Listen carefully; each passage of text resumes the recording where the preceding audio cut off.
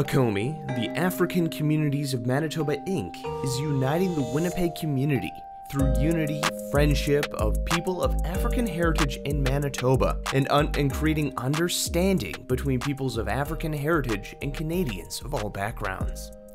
With it being Black History Month, I wanted to connect with ACOMI to learn about the organization and some of its programs coming in the future. Hi, my name is Tolu Ilelaboye. I am the Director of Operations of the African Communities of Manitoba, or as we, I suppose, more commonly are known as ACOMI. I have been with the organization for about 9 or 10 years now. I actually just recently stepped down from the board to take on this role to really try to kind of bolster the work that we've been doing and bring us up to full speed to say, let's move into the future at full steam. And so that's kind of where I'm at right now and who I am. What is ACOMI? Is that how you say the acronym properly? Yeah, exactly. Yeah. So what is the organization? ACOMI is an organization that kind of focuses, that I shouldn't say kind of, but ACOMI is an organization that focuses in on providing culturally relevant supports to people of African descent in Manitoba, while also looking at how can we advocate for people who identify as Black, African, Caribbean, person of African descent to ensure that they can find a sense of safety and belonging in the province. And so we do things from advocacy to governance models and support to other affiliate organizations, again, of which we have 42 with the organization registered.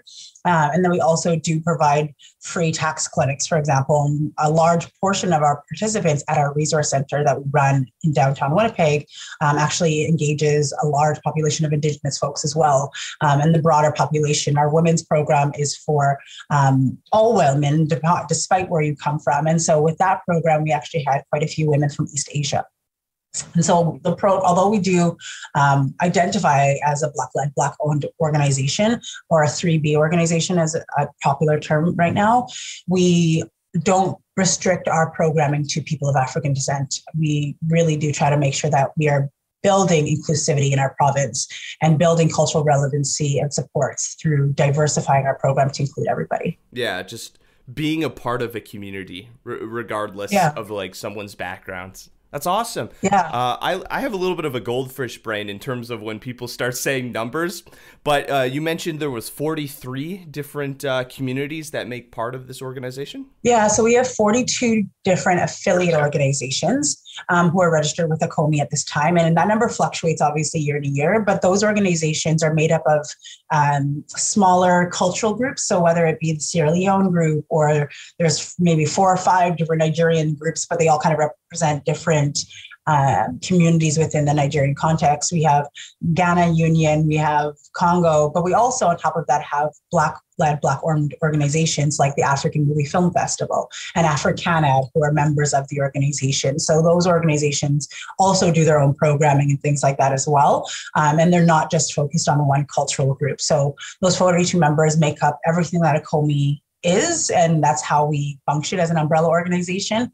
But we rely on the support and community development of these individual groups to be able to do the work that we do. So we really are kind of looking at ACOMI as a community organization that works with community organizations to do the work that we see on ground. Yeah, so sort of a bridge or a hub between all of these different organizations and communities. Yeah, exactly. We really try to pull, in 2020, we were one of the forerunners in creating the Black Community Collective, for example. So ACOMI kind of stands as one of the larger Black organizations, Black serving organizations in the province, and one of the more established ones, particularly on the African side.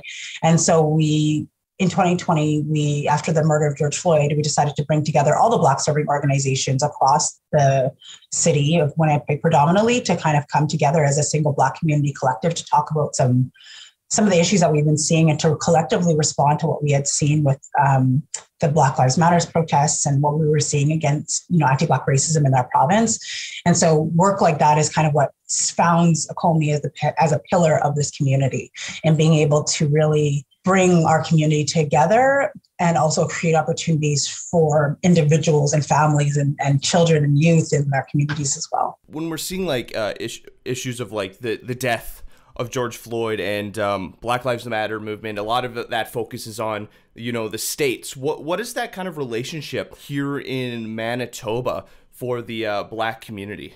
I think it's actually a really challenging misconception to think that racism like that only happens in the States. You know, shortly before George Floyd was murdered in the States, we had the murder of a Black man by, or a detaining of a Black man by police officers in Manitoba, right? So when you think about the situation, we think about the States, we think about, the political movements of America, the civil rights movements in America, but the fact of the matter is that stuff happens in Canada, but as we've seen with many protests, many movements across this country, it's difficult in Canada, I think, to get a national movement going because we are so large. And I think Canada splits itself very distinctly into three major groups. And even within those groups, there's smaller groups, notwithstanding the trucker protests, which I won't necessarily say my true honest feelings about. That's a can of worms we don't need to open up right now. But I think, people often think, oh, well, it's not like that in Canada. But I think about the fact that I went out, I tell the story often, but I went out to Pinawa and I was just there with a group of friends where there was all women of color, mostly Black. And there was a guy there wearing a Confederate flag hat, that I've had instances of, I was coming out of church one day and some two guys in Windsor Park drove past us screaming niggers, right? Like that kind of stuff happens in Canada all the time. And to I guess, minimize the fact that that doesn't happen. Maybe we don't see it. Because a lot of our news comes from the States. We don't really talk about some of these things in the same way in Canada because we really do promote our multiculturalism and diversity, which is really important. But also that can't overshadow the fact that these things are still happening. There's a reason why there was an anti-Asian hate movement. There was a reason why there's Black Lives Matter movements happening here in the province, happening here in this country, because these things happen and we hear these stories all the time. People come to Canada, they just want to get a job and they can't even get a job. And so it's not even just at the community level, it's in employment, it's in education. There's a project we're actually working on right now called the Then and Now Project, which paints a picture of the history of Black community organizing in our province. And it's interesting because during the 60s and 70s, there was a large contingency of immigration from the Caribbean predominantly.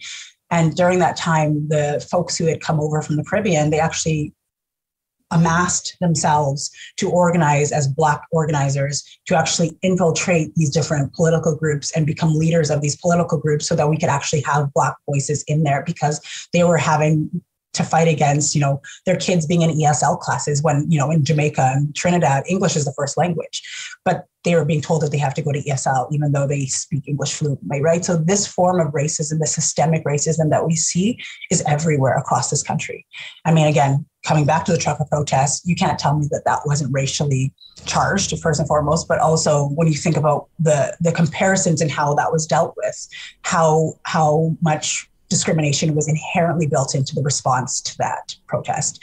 And these ways we think about racism and against multiculturalism in Canada, it fundamentally needs to change because we see stuff like that happening here all the time.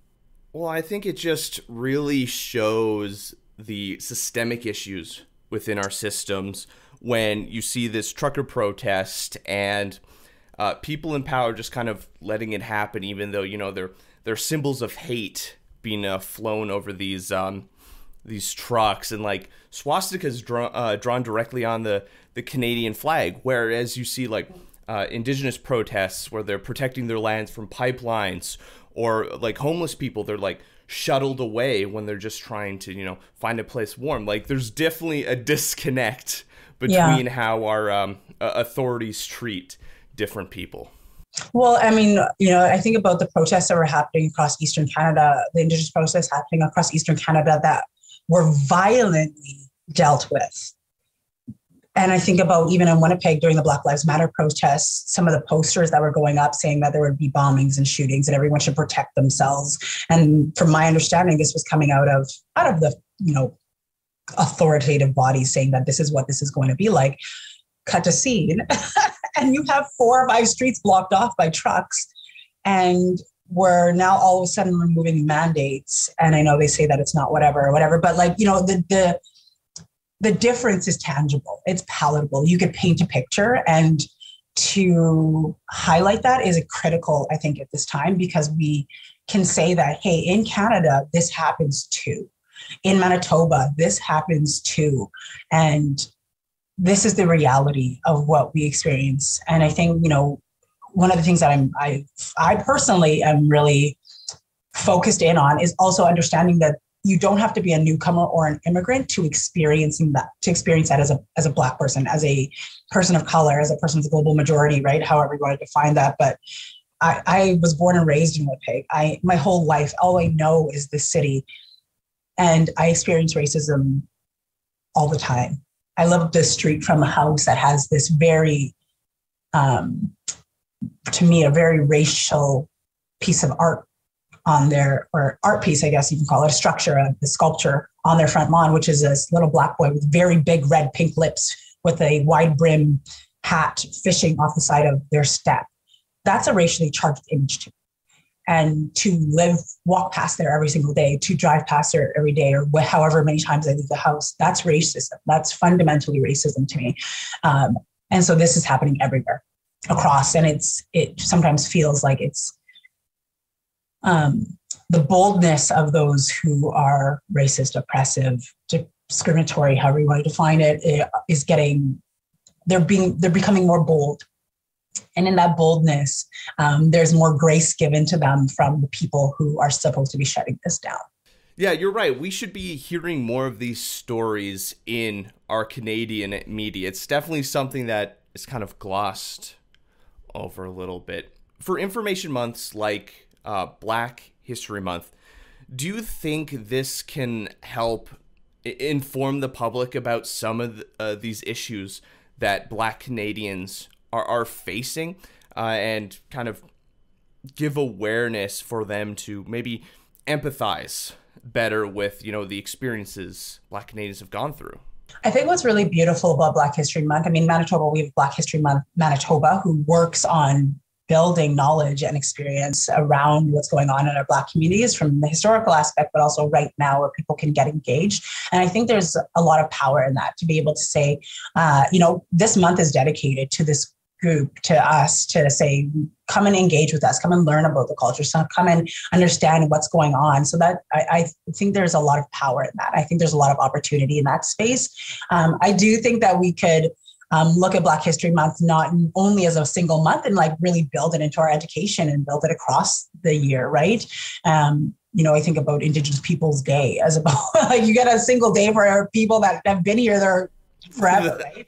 Yeah. So I think that Black History Month definitely gives opportunity to highlight what's happening. But I also think about movements like the United Nations Declaration for People of African Descent, which ends in 2024. And how can we highlight that ongoing throughout the year to be able to say, let's talk about these issues, but also let's talk about how we can all connect. Because it's not necessarily just about empathizing, it's also about actioning that.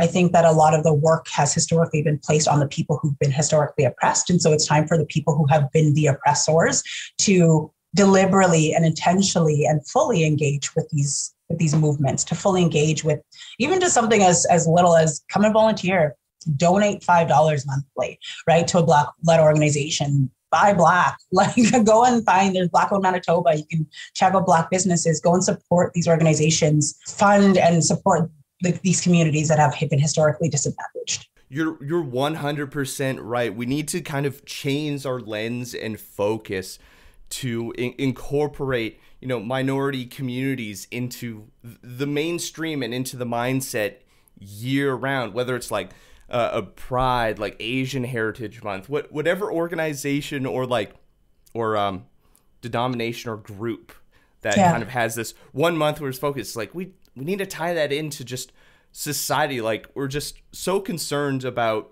like in the West, it's like whiteness and like being cis or straight is kind of like the standard overview, but that needs to shift. Yeah, no, absolutely. There's some really cool things happening at ACOMI. What are some of the programs that are coming up? And I know you they recently hired a new director of community programs. We're really excited. We've seen so much growth. It's been really exponential. And so kind of coming back to what I just said, after 2020, we've really seen a huge influx of support. So I'm not saying everything that I said previously, it's not to say that we haven't seen support come through and people really step up and stand up with us.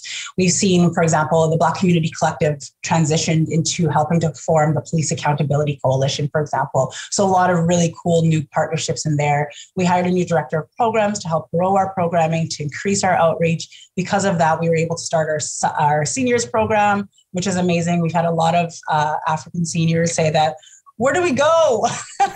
So all the aunties and uncles, they're coming. We take them to games, hockey games, football games. We go out and do activities, which has been really great. We also have an upcoming free tax clinic, which we're really excited about. So if you want to get your taxes done for free, you can come down to the ACOMI Resource Center. We're also launching a new project right now that we're so pumped about. It's called the Then and Out Project, and it basically paints a picture of Black community organizing in this province from the individual level all the way to some of the biggest level, anti-apartheid movements, Black Lives Matters protest, all of these different major movements that we've seen in the past. So that project, I'm really pumped about it. It's going to be a digital library of content and history in this province. So we are constantly evolving with what's going on, with what the community needs. From, our women's program, we're transitioning our youth program, making it bigger. We partnered with Royal Bank of Canada to offer larger scholarships to Black Manitobans, Black Manitoban youth particularly. So I can't even go through the whole list, because it's constantly changing. Hiring a director of community programs really allowed us to be able to upscale a lot of the work that we're doing, provide more services, but we can always continue to use that support. We can always continue to use the financial support, the physical support. So we always encourage anybody and everybody to come on down and hang out. That's a lot of stuff, and it sounds really cool. I'm really excited to see how everything kind of comes together in the coming months. Totally. I'm so pumped for the summer. I think it'll be good. I also am hoping and thinking that Folklorama will be back, which means that we'll get the Africa Pavilion back on track.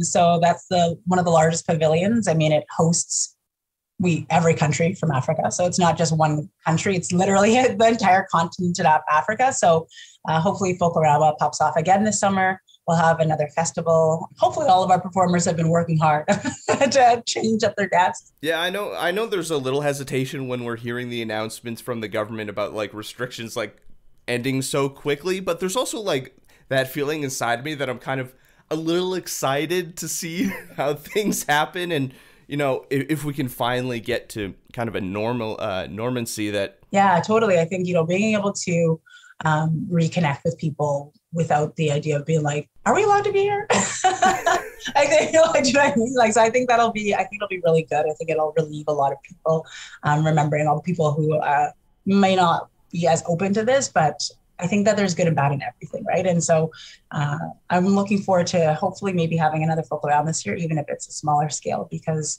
the Africa Pavilion is part of our community advocacy. It's part of our community building. Saturday night, we don't have an after party, but Saturday night, everyone stays and cleans up, and it is the best party. Your DJ is amazing. And he plays music and we just clean, and it's the best part of my entire summer usually. So I hope to see something like that again. Yeah, kind of going out and seeing people's faces is going to be exciting, and being able to share food, and it's something that has been dearly missed. I think so too. And, when you talk about food, African communities and food, it's the way that we connect. You go to an auntie's house or whatever, and they're going to offer you peanuts and a Coca-Cola and a full pounded yam meal and just everything on the table, right? So you're not going home empty-handed, and you're not going to come and sit hungry, right? So being able to connect around just sharing community again will be really wonderful. Where can people go to if they want to join ACOMI, and where can they find more information? Yeah, for sure. Definitely take a look at our website, www.acomi.ca. We also have Instagram, Facebook, LinkedIn. Our YouTube page is lacking, but it is there. And our website's actually under construction, but feel free. You can also reach out to us, info@acomi.ca, pretty easy. ACOMI, ACOMI. So reach out to us, connect with us. We're also doing this month for every single person who connects with us during Black History Month. You have the opportunity to view a film called Beyond Kinks and Curls, and you also get free hair product for kinky and coily hair, for courtesy of Lush Cosmetics. So that's a huge boon. Connect with us this month and you get free hair product. I mean, that's a win. That's a win-win for everyone. Yeah, exactly. So connect with us, reach out. We'd love to hear from you. If you have any stories you'd like us to share or communities we should highlight, leave a comment on our social media or reach out to us on our website. I'm Ryan Funk. This was You Talk, and have yourself a good one.